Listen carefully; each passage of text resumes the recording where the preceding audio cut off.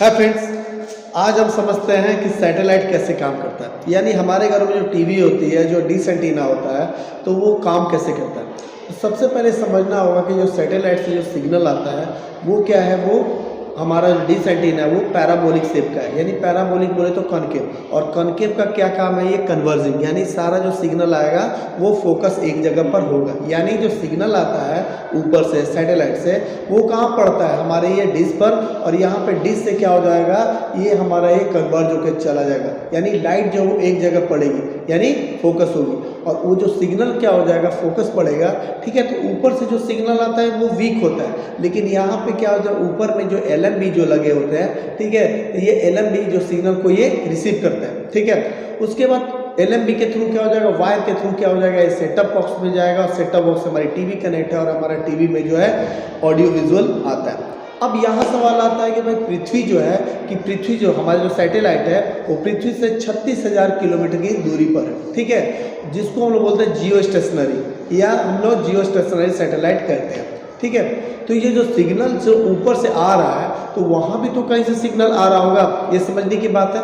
ठीक है, तो यहाँ जो आता है तो अर्थ स्टेशन, इसको जहाँ से सिग्नल जाता है हमारा, इसको बोलते हैं अर्थ स्टेशन। ठीक है, अर्थ स्टेशन, या इसको बोलते हैं अपलिंक स्टेशन। ठीक है, अब जैसे कि इसरो ने क्या हो जाएगा कि कई जगह ये बना रखे, जैसे भोपाल हो गया, लखनऊ हो गया, यहाँ पे क्या उन्होंने अर्थ स्टेशन बना रखी है। कुछ कुछ जो प्राइवेट चैनल वाले जैसे जियो हो गया, एयरटेल हो गया, इन्होंने भी क्या है अपने एक क्या है कि चैनल बना रखे। ठीक है, अब यहाँ ध्यान देने वाली बात है कि भाई ये जो वीडियो और ऑडियो को हम सीधे ऊपर नहीं पहुँचा सकते। ठीक है, तो पहले इसको हम लोग क्या करते हैं, इसको हम लोग इनकोड करेंगे। ठीक है, ये इनकोड करेंगे, यानी अब यहाँ बात आता है, चैनल तो बहुत सारे हैं, अब चैनल अनेक है, तो उसके लिए अनेक चैनलों को जो हमको क्या करना पड़ेगा, मल्टीप्लेक्स करना पड़ेगा। ठीक है, तो लेकिन जो मल्टीप्लेक्स सिग्नल है वो 36,000 किलोमीटर तक क्या है, ये नहीं जाता। तो इसके लिए हमें हेल्प लेना होगा रेडियो फ्रीक्वेंसी सिग्नल की, जो माइक्रोवेव रेंज में होती है। ठीक है, यूँ समझ लीजिए कि हम क्या करेंगे, ये दोनों को मिला देंगे, यानी कि माउंट कर देंगे एक दूसरे पे।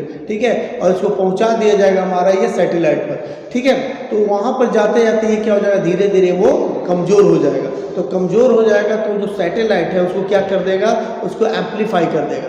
तो एम्पलीफाई करेगा तो जो फ्रीक्वेंसी को ये कम कर देगा, ताकि जो अपलिंक और जो डाउन लिंक में आपस में मिले ना, दोनों में अपलिंक और जो डाउन लिंक में ये आपस में नहीं मिले।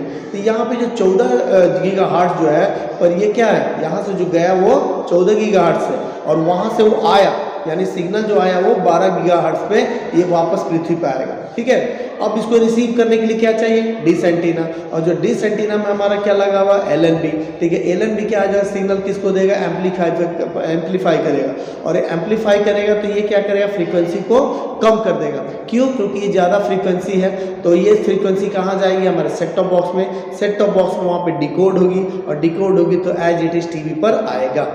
अब यहाँ सवाल आता है कि भाई ये जो सिग्नल है वो 36,000 किलोमीटर जा रहा है, यहाँ ऊपर से जाना, नीचे आना, काम हो रहा पृथ्वी पे, तो क्यों नहीं है डाटा क्या हो जाएगा, सेम टू सेम क्या है, हॉरिजॉन्टली ये ट्रांसफर किया। पहली बात। दूसरी बात, पहले सेट टॉप बॉक्स इस्तेमाल नहीं होता था, लेकिन अब क्या है, ये सेट टॉप बॉक्स इस्तेमाल होता है। तीसरी बात कि छतरी की दिशा जो है कि फिक्स है, लेकिन अर्थ तो रोटेट कर रहा है, कैसे हो। तो मिलते हैं नेक्स्ट वीडियो में, तब तक के लिए स्टे ट्यून्ड।